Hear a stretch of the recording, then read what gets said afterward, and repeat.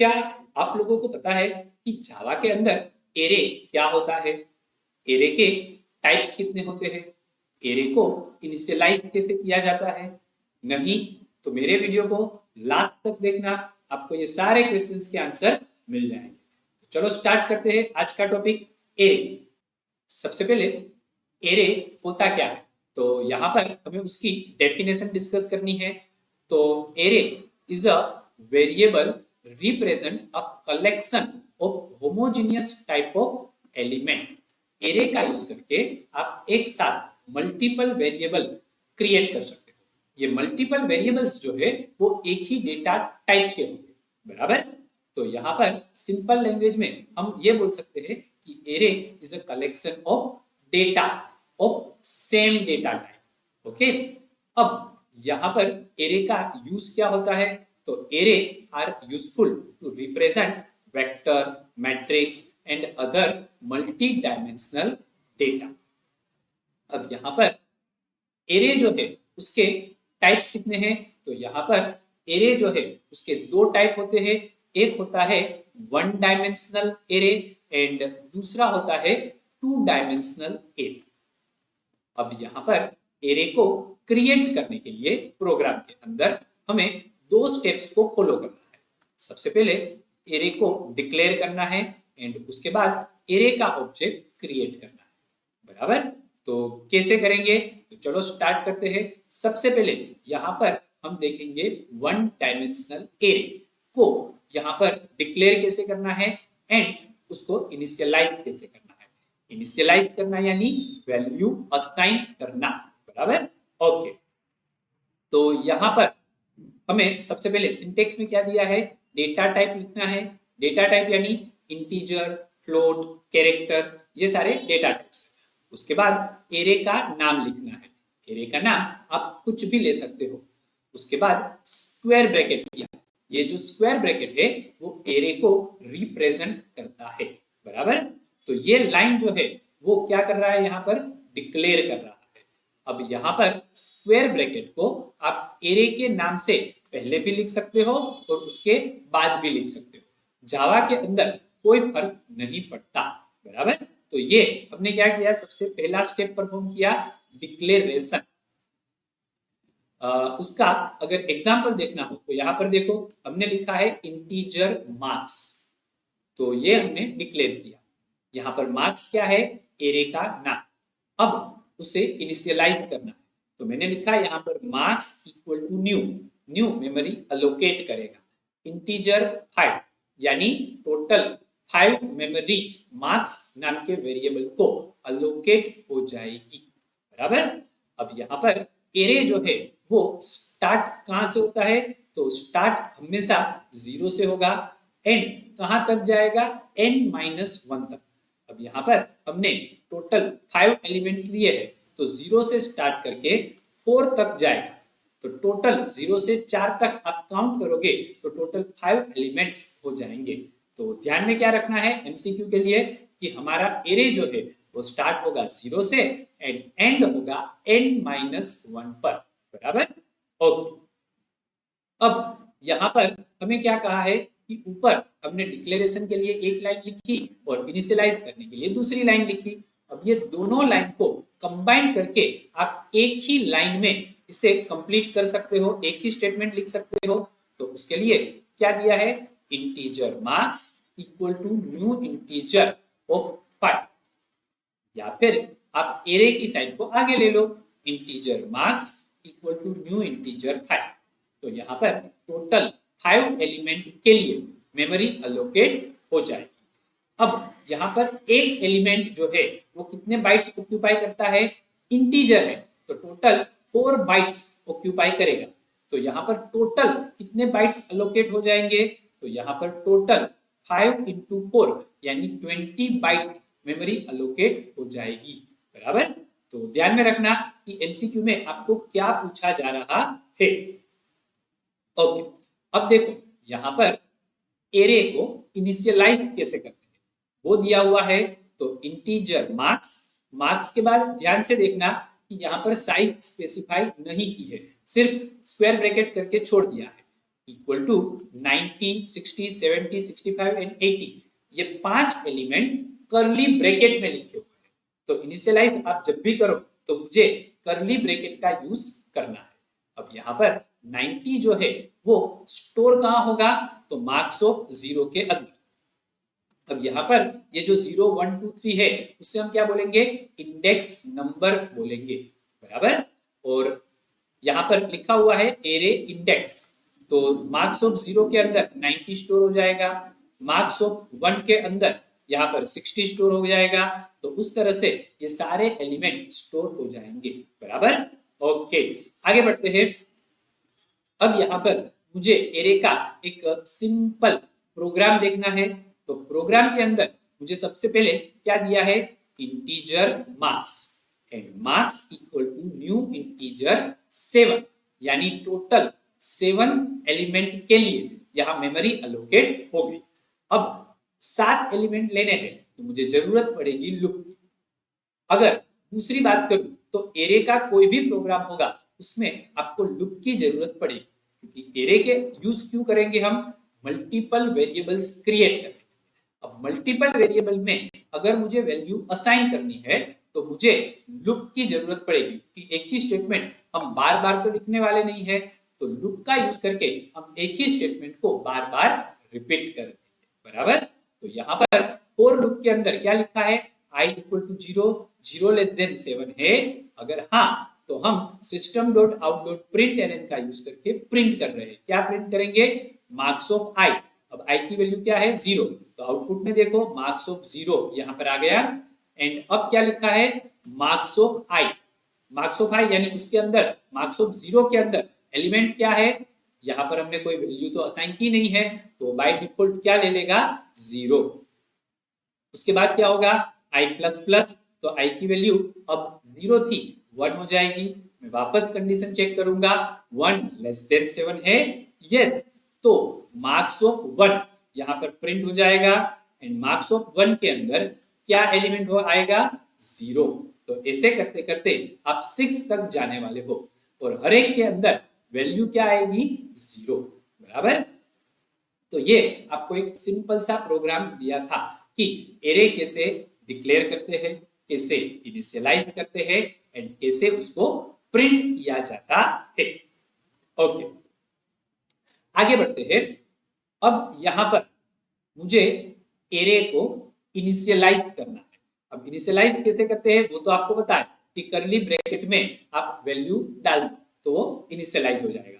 लेकिन प्रोग्राम कैसे करेंगे, तो चलो उसका भी मुझे यहाँ पर एग्जाम्पल दिया है, तो उसमें चलते हैं। तो सबसे पहले यहाँ पर एक मार्क्स 1 नाम का एरे बनाया है और मार्क्स 1 एरे को इनिशियलाइज किया न्यू इंटीजर ऑफ 3 से, यानी 3 एलिमेंट के लिए यहाँ पर मेमोरी अलोकेट हो गई। अब क्या लिखा है, marks of 2 equal to new integer 3, marks of 3 equal to new integer 3। अब ध्यान में रखना 2 के अंदर एरे की साइन बाद में की है, 3 में पहले की है, मुझे उससे कोई फर्क नहीं पड़ता, बराबर। उसके बाद मार्क्स ऑफ 4 में आप देखोगे तो 50, 60, 70 कुछ वैल्यू असाइन की है। एंड मार्क्स ऑफ 5 के अंदर 70, 80, 90 ऐसे वैल्यू असाइन की हुई है, बराबर। ओके, अब नीचे चलते हैं। System dot out dot print के अंदर क्या लिखा है, एरे मार्क्स 1। तो यहां पर आउटपुट में आप देखो एरे मार्क्स 1 प्रिंट हो गया। उसके बाद डिस्प्ले फंक्शन को कॉल करना है। अब डिस्प्ले फंक्शन को कॉल कैसे कर रहे हैं, मार्क 1, यानी ये मार्क 1 जो पहला एरे था उसके साथ, और यहाँ पर साइज क्या ली है, 3 की। तो मैं सीधा डिस्प्ले के पास जाऊंगा, एरे के अंदर मार्क्स आ जाएगा एंड साइज की वैल्यू 3 हो जाएगी। अब क्या लिखा है, i equal to 0, 0 less than 3 है, यस। तो यहाँ पर एरे ऑफ 0 के अंदर क्या है, मैंने कुछ असाइन तो किया नहीं है, तो 0 प्रिंट हो जाएगा।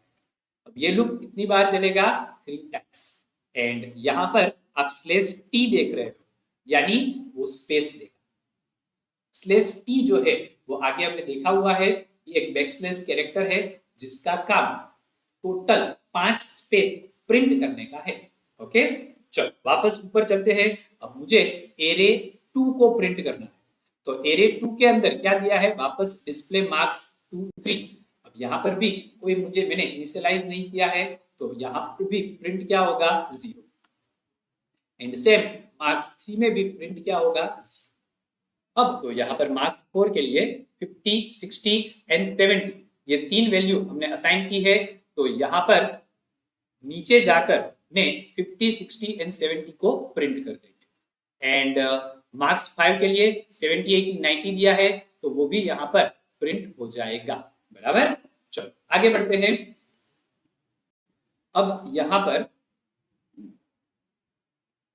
मुझे एक और एग्जाम्पल दिया है, उसमें मुझे क्या कहा है कि आप इनिशियलाइजेशन एंड मेमोरी अलोकेशन दोनों साथ में नहीं कर सकते।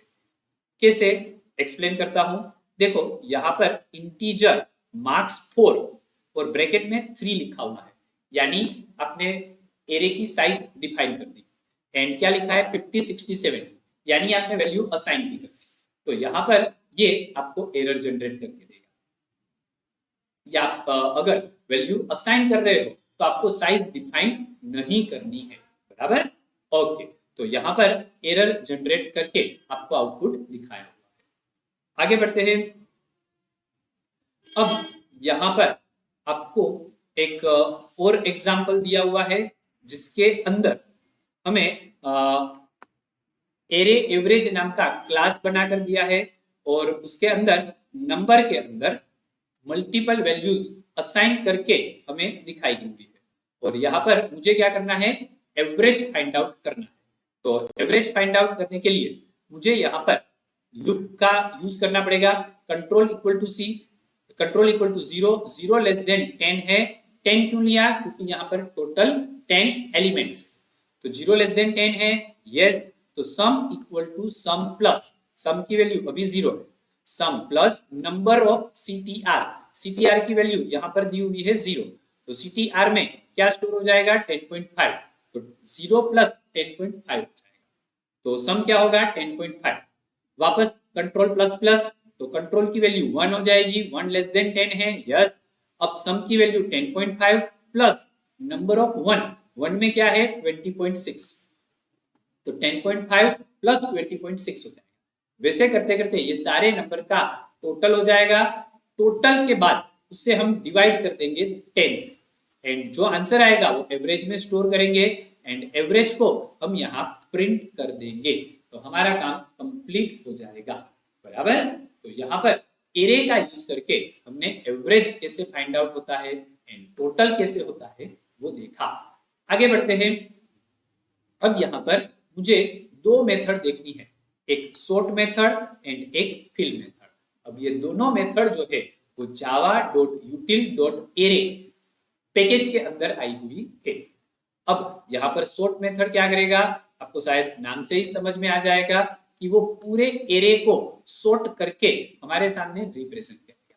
एंड फिल मेथड जो है वो यहाँ पर डेटा फिल करने का काम करेगा एरे के अंदर। बराबर, ओके। अब इसका एग्जाम्पल हमें यहाँ पर दिया हुआ है, तो चलो वो देख लेते हैं। मुझे क्या करना है, सॉर्ट करना है। तो सॉर्ट करने के लिए यहाँ पर मेरे पास इनबिल्ट फंक्शन है SORT, सॉर्ट, और यहाँ पर क्या लिखा है, लिस्ट, तो ये पूरा लिस्ट यहाँ पर आ जाएगा। अब क्या लिखा है, 3,9, यानी ये पार्शियली सॉर्टिंग करेगा। पार्शियली सॉर्टिंग करेगा यानी यहाँ पर 64, 80 एंड 78 पहले के 3 एलिमेंट एज इट इज रहे, एंड उसके बाद 4th एलिमेंट से आप देखोगे तो सारे एलिमेंट सॉर्टिंग करके मुझे आउटपुट में मिल रहा है। बराबर, ओके। उसके बाद अगर यहाँ पर आप देखोगे तो array.sort लिस्ट लिखा हुआ है, यानी अब मुझे पूरे लिस्ट को सॉर्टिंग करना है। तो आप आउटपुट में देख सकते हो कि पूरा लिस्ट जो है वो सॉर्टिंग होकर आ जाएगा। बराबर, अब ये डिस्प्ले करने के लिए हम हर बार क्या कर रहे हैं, यहाँ पर डिस्प्ले फंक्शन का यूज कर रहे हैं, और ये डिस्प्ले फंक्शन यहाँ पर कॉल हो जाएगा एंड ये प्रिंट करने का काम करेगा। ये कैसे प्रिंट करता है ऑलरेडी आगे के एग्जाम्पल में हमने देखा। उसके बाद क्या दिया है, java.util.array.fill। तो java.util.array क्या है, पैकेज। java.util एक्चुअली क्या है, पैकेज का नाम, एंड एरे क्या है, क्लास का नाम, और डॉट फिल क्या है, मेथड का नाम। तो ये फिल मेथड यहाँ पर जावा डॉट यूटिल पैकेज के अंदर एरे क्लास के अंदर आई हुई है, और वो क्या करेगा, यहाँ पर पूरे लिस्ट में 7 नंबर को फिल कर देगा। तो आउटपुट में आप देखो हर एक में 7 नंबर आ रहा है। अब क्या दिया है next, array dot fill list 2,6,5 यानी सेकेंड एलिमेंट से, सेकेंड यानी यहाँ पर थर्ड होगा क्योंकि पहला 0 इंडेक्स नंबर, उसके बाद 1 इंडेक्स नंबर और उसके बाद 2। तो 2 से 6 तक मुझे 5 को ऐड करना है एंड उसके बाद मैं 7 नंबर ऐड करता जाऊं, बराबर। ओके, तो यहाँ पर फिल एलिमेंट कैसे काम करता है ये भी आपको समझ में आ गया होगा। तो आगे बढ़ते हैं। उसके बाद अब मुझे यहाँ पर एक और एग्जाम्पल दिया है जिसके अंदर मुझे सिंपल पर्टिकुलर एलिमेंट को सर्च करना है। तो अब सर्च कैसे करेंगे, तो देखो यहाँ पर पूरा एक लिस्ट दिया हुआ है हमें, ये लिस्ट को पहले प्रिंट करना है तो डिस्प्ले लिस्ट। अब डिस्प्ले कैसे होता है ये आपको पता है। उसके बाद क्या दिया है, index equal to search list comma 8 यानी 8 नंबर को मुझे सर्च करना है। तो सर्च करने के लिए हम क्या करेंगे, यहाँ पर सर्च फंक्शन के अंदर चले जाएंगे। तो देखो यहाँ पर नीचे मुझे सर्च फंक्शन डिफाइन करके दिया है, जहां पर लिस्ट जो एरे था वो एरे के अंदर आ जाएगा एंड एक्स के अंदर 8 आ जाएगा। अब मैं क्या कर रहा हूं, एक एक एलिमेंट को 8 के साथ कंपेयर कर रहा हूं। तो मैंने लिखा i equal to 0, 0 less than array dot length है, एरे डॉट लेंथ यानी एरे की लेंथ क्या है। हमारे एग्जांपल में अगर बात करें तो यहाँ पर टोटल एलिमेंट कितने हैं, 1 2 3 4 5 6 7 8 एलिमेंट है। तो 0 लेस देन 8 है, यस। तो एरे ऑफ 0 को x के साथ कंपेयर करेंगे। अब एरे ऑफ 0 में क्या है, 6.0। तो 6.0 इक्वल टू 8.0 है। मैं पूछ रहा हूं, आप हाँ भी बोल सकते हो, ना भी बोल सकते हो। ऐसे कंपेयर करते करते मुझे लास्ट पोजीशन ऊपर 8.0 मिलेगा। तो आउटपुट में क्या आ जाएगा, 8 इज फाउंड एट पोजीशन 7, बराबर। तो सर्च कैसे होता है एंड डिस्प्ले कैसे होता है ये अब आपको समझ में आ गया होगा। तो आज के वीडियो में यहीं तक रखते हैं। नेक्स्ट वीडियो में हम 2 डायमेंशनल एरे कैसे काम करता है वो देखेंगे। आपको अगर प्रॉपर्ली समझ में आ गया है तो मेरे वीडियो को लाइक एंड शेयर कर देना एंड चैनल पर नए हो तो इसे सब्सक्राइब भी कर देना। Thank you.